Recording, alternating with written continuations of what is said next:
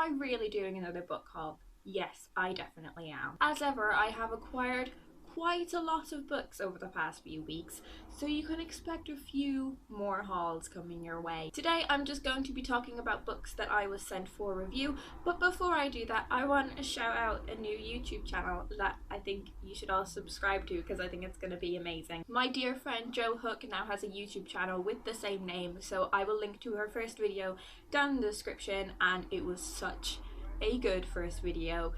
Jo talks a little bit about what her channel is going to be, but mainly she conveys that through a super awesome poem, and it's just the videos put together so well, so you should all definitely go subscribe to Jo. So the first book I'm going to talk about is Truly Madly Guilty by Leanne Moriarty, and you may know her as the author of Big Little Lies and The Husband's Secret. This is about two friends, Erica and Clementine, who have been friends since they were super small, since they were children, and they're still very good friends. I don't really know much about the book other than it's about that friendship and what that friendship kind of goes through, but I have been meaning to read some Leanne Moriarty for such a long time. Next is a book that you should know I have been so excited to read since it came out, and I wasn't able to get a copy of it, but oh my god, I want to read this so much. I feel so lucky to have been sent a copy of Asking for It by Louise O'Neill. I was such a big fan of her first novel, Only Ever Yours, and Asking for It is just blowing up. It is such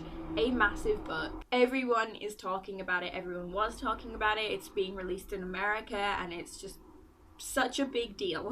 If you don't already know, this is a book about rape culture and a young girl who is a victim of rape, and it is set in Ireland. So yeah, I want to say I'm looking forward to reading it, but I'm not sure if that's quite the right thing to say. Next I have There Will Be Stars by Billy Coffey, and this book just sounds so intriguing to me. It is about a man named Bobby, and he takes his two twin sons out on a car ride, and I believe they are in a car crash, and what happens next is where it gets really interesting, because Bobby, along with 6 others, is taken back to that same day. There's no kind of like heaven or hell or reincarnation. It is, they are taken back to this same day. This book just follows what happens because of that. Next is a book that I'm really excited to get to, but unfortunately I don't think I'm going to be able to read it until like autumn time, which is really unfortunate, but I am so looking forward to it. It is Marie Benedict's The Other Einstein. Of course, we all know who Albert Einstein is, but do we know who his wife was? This book is about his first wife, the mother of his 3 children, and a brilliant physicist in her own right. I love books about kind of like the forgotten women of history, and I think it's really important.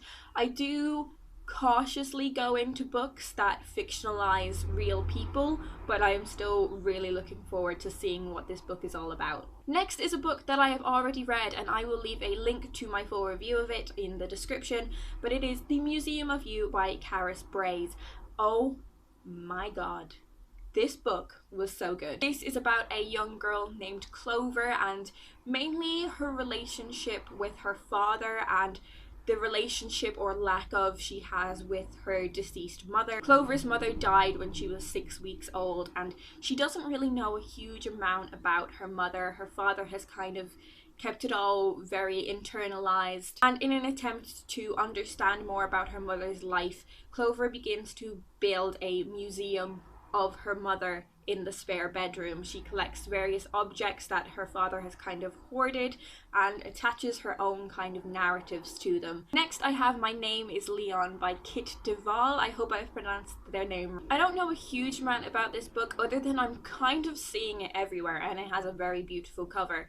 But what I do know is that this is a story about 2 brothers named Jake and Leon, and it is about love and loss and sibling relationships. I'm very much into books that are about family dynamics, so I'm definitely looking forward to this one. I also think this has some kind of racial elements to it as well. Next I have Alice Pung's Lucy and Lynn, which I think is a children's book or possibly a young adult book. It is described as Gilmore Girls meets Fresh Off the Boat, neither of which I'm that familiar with, so I don't know what kind of impression that gives me. but I found the description of the novel really interesting. It is about the friendship between two girls, Lucy and Lynn. Lucy is a very intelligent and ambitious young girl. She gains a scholarship to a really prestigious school, which I believe is called the Cabinet. And because she will be going to this private school, it kind of changes the dynamic of their friendship. And this novel is basically just showing how their friendship unfolds and changes because of that shift in dynamic. Their friendship is kind of pulled apart and dismantled in certain ways, but hopefully there will be a happy ending of them accepting each other's lives and learning to deal with their differences in life. Very much looking forward to this one. As I said, the description just really pulled me in, and I'm very interested in books about friendships, and particularly friendships between girls. I have Andrew Michael Hurley's book The Loney, which I have been seeing everywhere. It is all over all the bookshops, and that is probably because it was the 2015 winner of the Costa First Novel Prize. I'm kind of going into this novel slightly blind, and I think the blurb does kind of drop you in there slightly blind. All I really know is that the Loney is a place that the narrator and Harry used to visit with a number of people in their life, including their parents and the parish priest. And as far as I can gather, something happened there which people have been trying to keep quiet and not talk about and not disclose to anyone, and then it comes to the light. That's all I can really gather from the blurb, but there is so much praise for this book. It is already being hailed as a modern classic, so I am definitely looking forward to seeing what it's all about. Next, I have Glass Sword by Victoria Aveyard.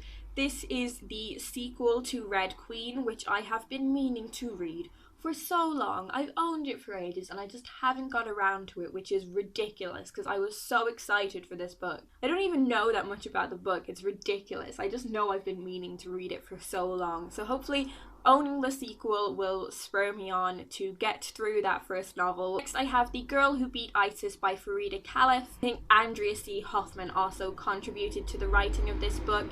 This basically tells Farida's story. In August 2014, she was enjoying her summer holidays before going back to school.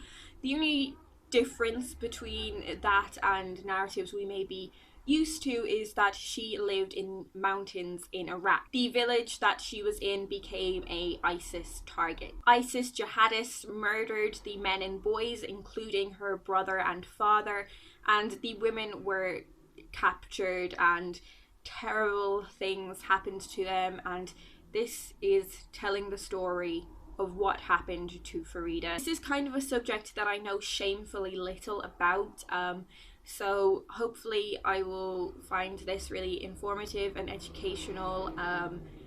I am already worried about finding out what happened to her, but yeah, I think this is going to be a very important and informative read for me. Next, I have Being a Girl by Hayley Long, and the illustrations for this book are by Gemma Corral, whose art I've been following for I think quite a few years now, and she does like really cute illustrations. But this is basically just a guide to being a girl for young women, and it is kind of being marketed as the book you wish you had when you were a young girl. So I'm really looking forward to seeing this and whether it is that good of a resource for young women. I'm expecting it to be very good and very funny. So I'm definitely looking forward to taking a look at this and seeing what it's all about. There will be a couple more hauls coming up in the next few videos.